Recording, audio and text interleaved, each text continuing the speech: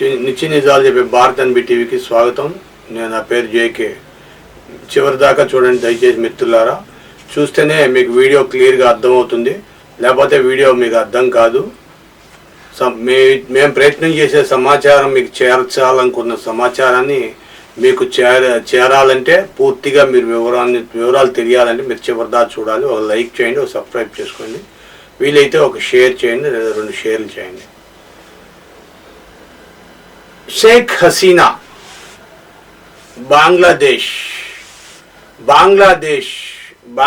భారతదేశానికి చిట్ట చివరి రైల్వే స్టేషను బంగ్లాదేశ్లో సరిహద్దు. అది ఆ రోజుల్లో మహాత్మా గాంధీ, మన సుభాష్ చంద్రబోసు ఢాకా వెళ్ళాలంటే ఆ స్టేషన్ దగ్గర నుండే ఢాకా వెళ్ళేవారు. అలాగా అంత పురాతనమైన రైల్వే స్టేషను కొన్ని కోట్ల మందిని, రోజుకి 1 కోటి నుండి 2 కోట్ల మంది ప్రజలను, సామాన్యులను నడుపుతూ ఉండేది. వాయు వరుసలు, కుల మతాలు, ధనికులు, పేదరికం ఏదీ లేకుండా అందరినీ సమానంగా చూస్తూ భారత రైల్వే నడిపేది.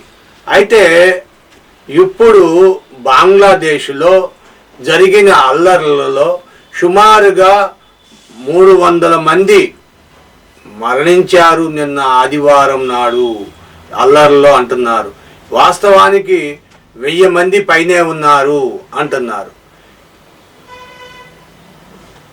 హుసేన్ ఆయన తాత్కాలిక ప్రధానిగా ఉన్నాడు అని చెప్పి ఆయనేమో ఒక పక్క ఈవిడ బ్యాంకుని కొల్లగొట్టింది, బ్యాంకు వ్యవస్థని, ఖజానాని కొల్లగొట్టుకొని మొత్తం తీసుకొని భారత్ పారిపోయింది అంటున్నారు ఈయన. కానీ మళ్ళీ ఇంకో పక్క ఎలక్షన్లోకి రమ్మనండి, ఎలక్షన్ కండక్ట్ చేయండి అంటున్నారు. ఢాకాలో జరిగే అల్లర్ల కోసం అక్కడ ఎలక్షన్ జరిగే వరకు రాష్ట్రపతి పాలన పెట్టాలి అంటుంది బేగం, మాజీ ప్రధాని అంటున్నారు. అయితే ప్రజలను రెచ్చగొట్టే పరిస్థితులుగా తీసుకొచ్చింది అంటున్నారు బేగం.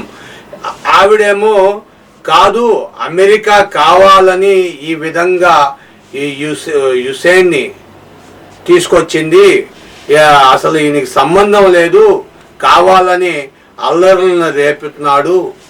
బంగ్లాదేశ్లో ఎంతో ప్రశాంతంగా ఉన్న బంగ్లాదేశ్ని రెచ్చగొట్టి హిందూ ముస్లిం బాయ్ అనుకున్నట్టుగా ఉన్న వాళ్ళని, మైనారిటీలని, ఆ దేశంలో మన భారతదేశంలో హిందువులు బీసీలు, ఎస్టీలు, మైనారిటీలు ఇవన్నీ ఉంటే బంగ్లాదేశ్లో హిందువులు అక్కడ మైనారిటీలు. ఎందుకంటే తక్కువ జనాభా ఉన్నవారు హిందువులు, మన దేశంలో ముస్లింలు మైనారిటీలు. అయితే అక్కడ బంగ్లాదేశ్లో హిందువులు మైనారిటీలు. హిందువులని కాపాడాలి అని ఇండియా నుండి పెద్ద ఎత్తున అల్లర్లు జరుగుతున్నాయి. ప్రధానమంత్రితో కూడా చర్చిస్తున్నారు అని చెప్పి భారత విదేశాంగ మంత్రి కూడా అక్కడికి వెళ్ళాడు. అక్కడ పరిస్థితులు బాగానే ఉన్నాయి, కావాలని హుసేన్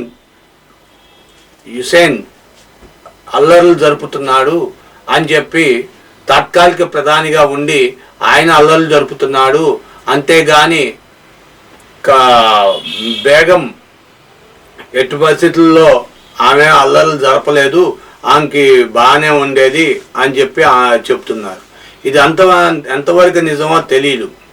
కానీ బేగం చెప్పినట్టు భారత్తో సత్సంబంధాలు ఉండేవి.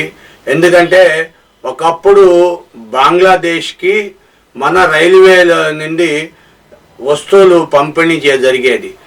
గూడ్స్ ట్రైన్స్ వెళ్ళి అక్కడ ఉన్న వారికి భారతదేశం నుండి అనేక మంది హిందువులకు, అదే కాకుండా బంగ్లాదేశ్ ప్రధానమంత్రి దేశానికి ప్రధానమైన, ఎందుకంటే ప్రధానమైన మార్కెటింగ్ జరిగేది. ఎందుకంటే 3 ఏపుల భారతదేశమే కవరేజ్ అయ్యింది, ఒక ఏపు మాత్రమే పాకిస్తాన్ కవరేజ్ అయింది. కాబట్టి ఈ ఎటు నుండి ఏమి రావాలన్నా పాకిస్తాన్ పెద్ద దేశం కాదు. ఏం తినుబండారాలు కానీ వాడుక వస్తువులు కానీ ఏం రావాలన్నా సరే ఇక్కడ నుండే వెళ్ళాలి, ఇండియా నుండే. ఒక మైక్ని మైకా నాకు కిలో బియ్యం కావాలి ఇవ్వు అంటే ఇచ్చేస్తుందా? ఇవ్వదు. కానీ భారత్ని నాకు 100 టన్నులు బియ్యం పంపించండి అంటే పంపిస్తుంది.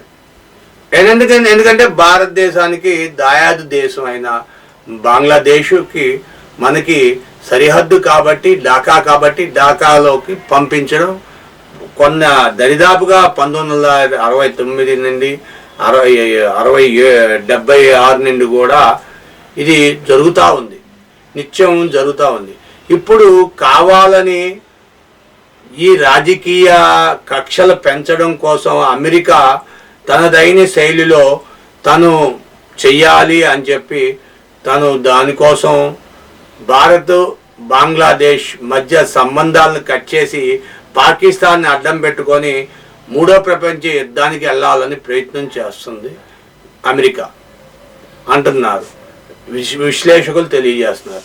మరి ఇది ఎంతవరకు నిజం అనేది మరి మీరే తెలియజేయాలి. మీ విలువైన అభిప్రాయాలు కామెంట్ రూపంలో తెలియచేయండి, లైక్ చేయండి, షేర్ చేయండి. బంగ్లాదేశ్లో రాష్ట్రపతి పాలన వస్తుందా ఎలక్షన్ జరిగే వరకు, లేక సామరస్యంగా ఎలక్షన్ జరుగుద్దా అనేది మీరు మీ విలువైన అభిప్రాయాలు కామెంట్ రూపంలో తెలియచేయండి, షేర్ చేయండి, లైక్ చేయండి. హిందువులను కాపాడండి.